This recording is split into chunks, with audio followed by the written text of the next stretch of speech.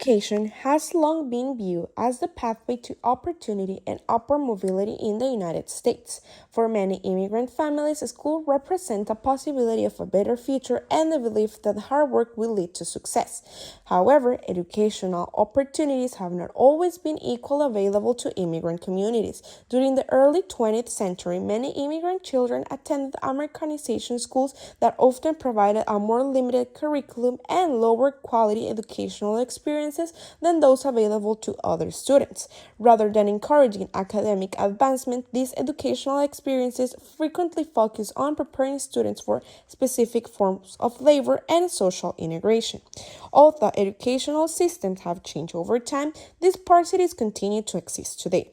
According to the National Center for Education Statistics, foreign-born youth between the ages of 16 and 24 have a status drop-off rate of 11.6% compared to 4.8% among their native-born peers.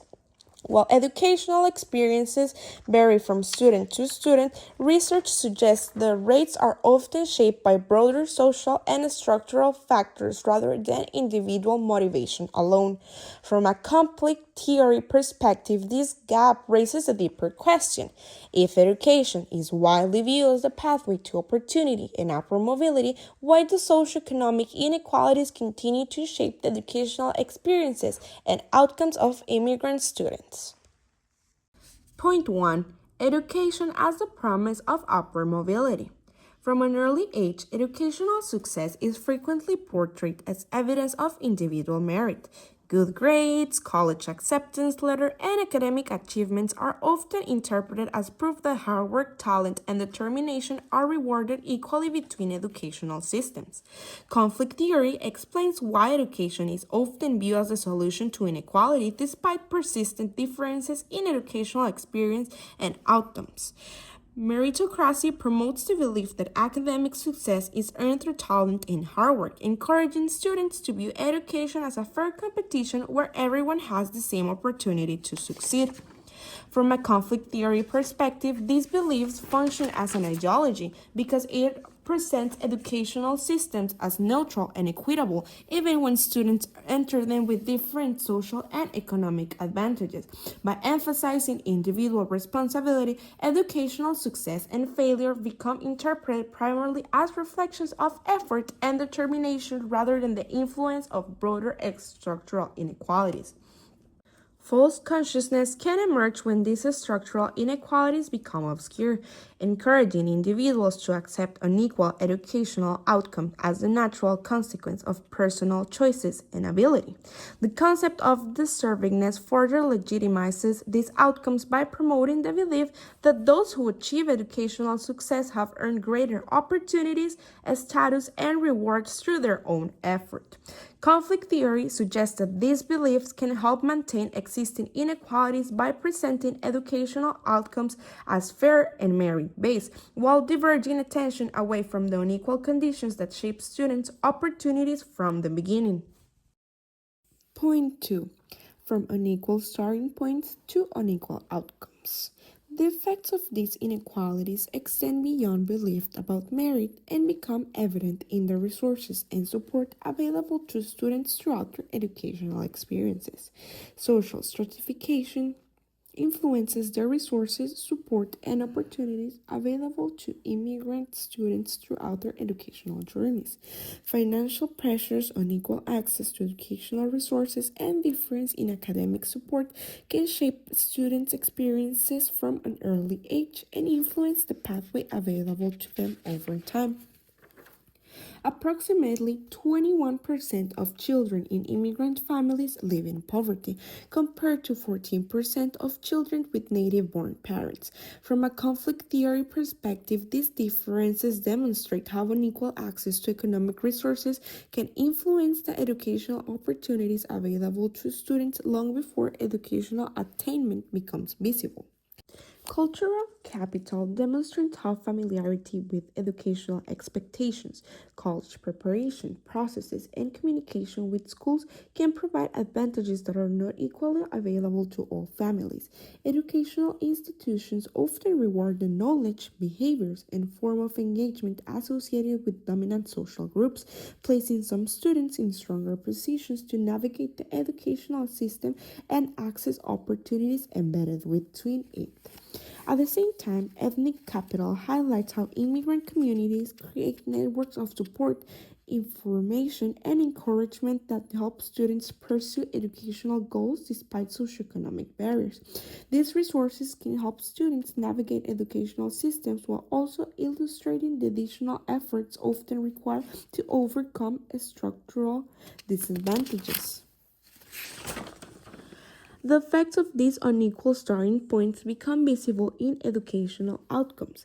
First generation college students complete bachelor's degree between 6 years at all rates, ranging from 24 to 69%, while continuing generation students complete their degrees at rates between 59 and 86. Conflict theory suggests that these disparities reflect differences in access to institutional knowledge, resources, and support rather than difference in motivation or potential. Social reproduction further explains how advantages and disadvantages are often transmitted across generations.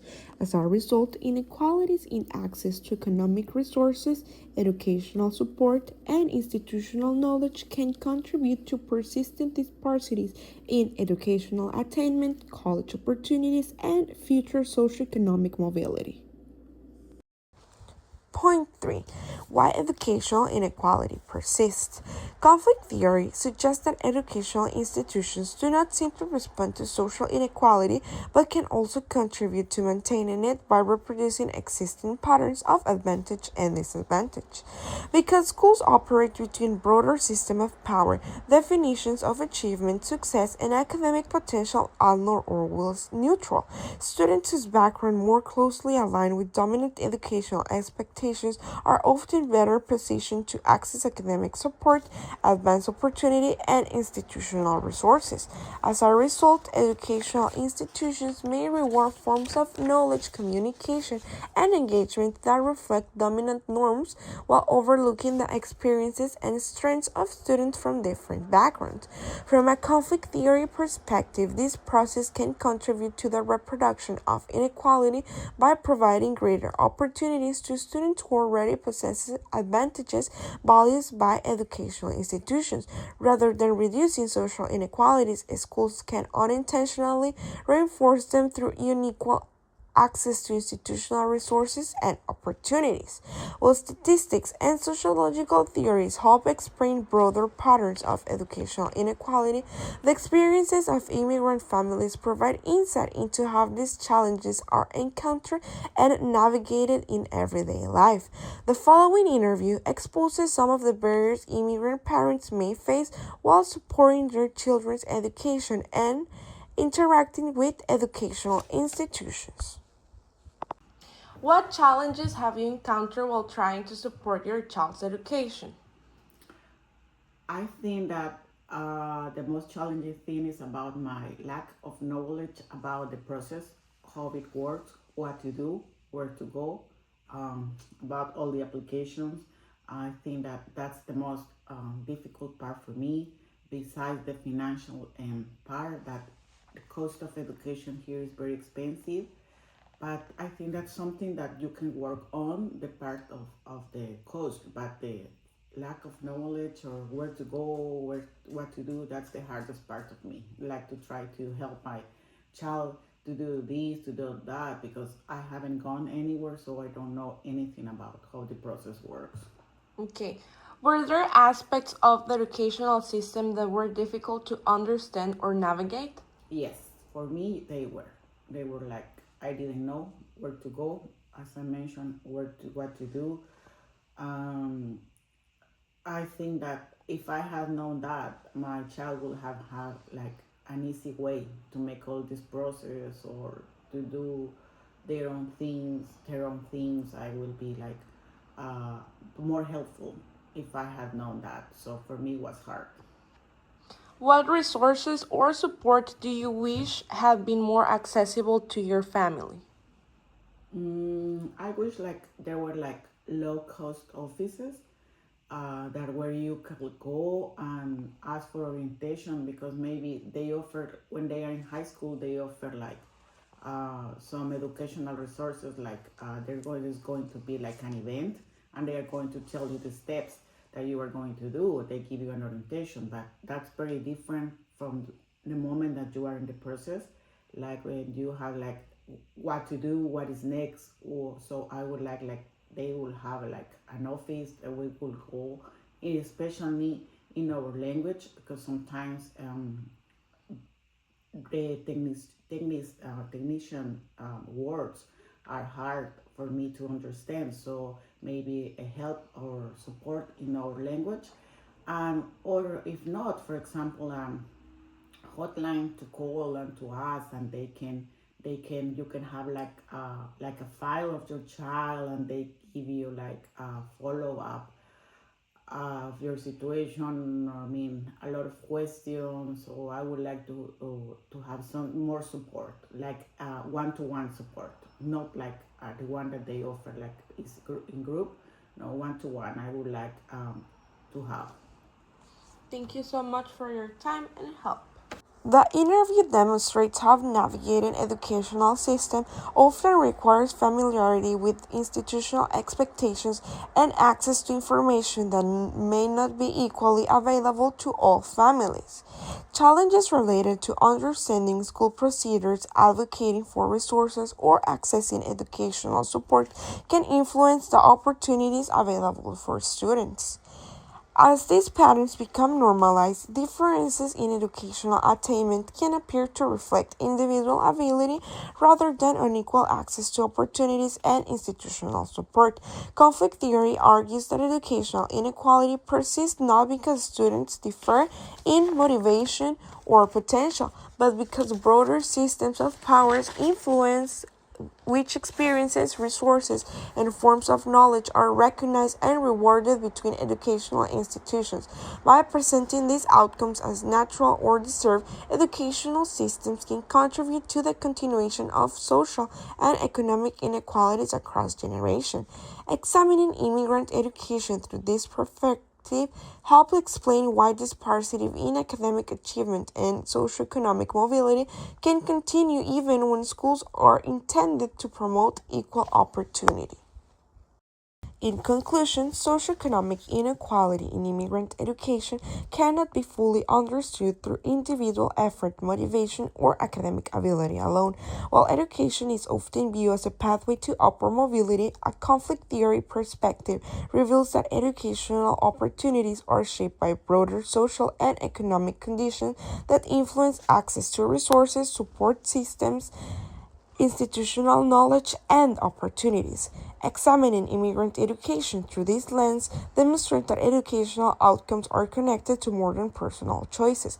Differences in access to resources and institutional support can shape the educational pathways available to students, while educational institutions themselves may contribute to maintaining existing patterns of inequality.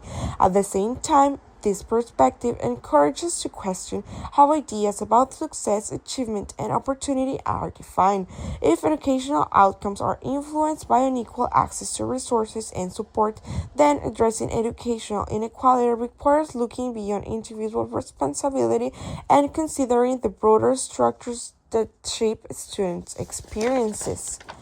Ultimately, this story connects to broader sociological themes of power, stratification, social reproduction, and social mobility by demonstrating that education both reflects and contributes to larger patterns of inequality between society. Moving toward educational equity requires more than encouraging students to work harder. It calls for schools, policymakers, and communities to examine the structural barriers that shape educational experiences and to expand access to the resources and support that allow all students to succeed. Educational opportunities should not depend on a student's socioeconomic background or their family's familiarity with the educational system.